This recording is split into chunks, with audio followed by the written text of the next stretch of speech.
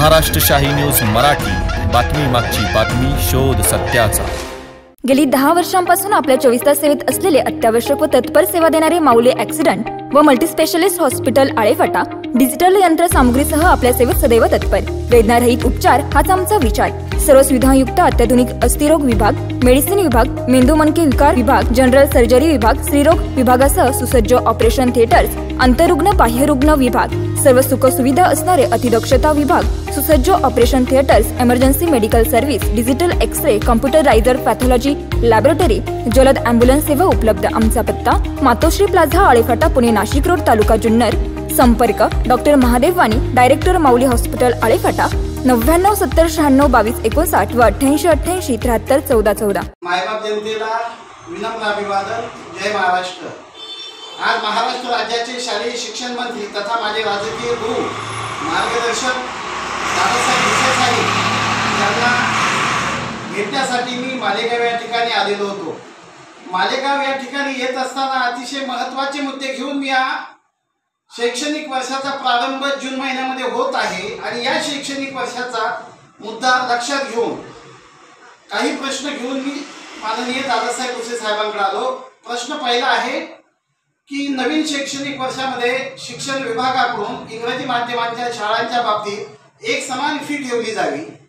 प्रश्न दुसरा होता, पेसा अंतर्गत येणाऱ्या ज्या काही ग्रामपंचायती आहेत त्यांच्या कार्यक्षेत्रातील ज्या शाळा आहेत त्या ठिकाणच्या सर्व शिक्षकांना निवासी केलं जावं।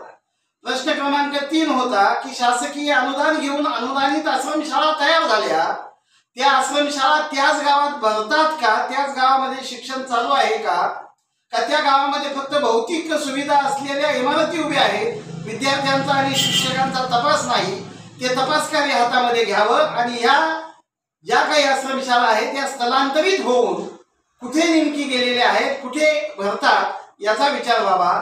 यानंतर माननीय शालेय शिक्षण मंत्री साहेबांसोबत अतिशय महत्त्वाचा गंभीर प्रश्न म्हणजे राजूर गावामध्ये जो काविळीचा प्रसंग आला, त्या काविळीच्या आजारामुळं बहुसंख्य लोकांना प्रादुर्भाव झाला, त्या 2 विद्यार्थिनींनी दगावल्या।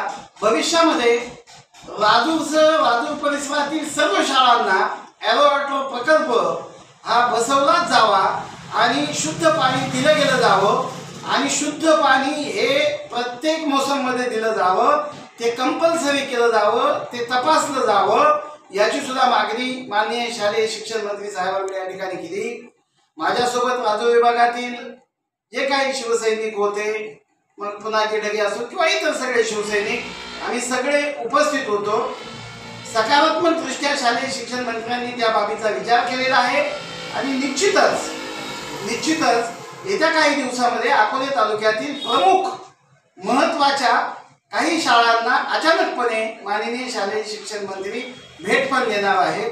तसे ते काजवा महोत्सवाला येणारच आहेत, परंतु शाळांना व्हिजिट देण्यासाठी सुद्धा ते अकोले तालुक्यात येणार आहे। जय महाराष्ट्र। महाराष्ट्र शाही न्यूज मराठी, बातमी मागची बातमी, शोध सत्याचा।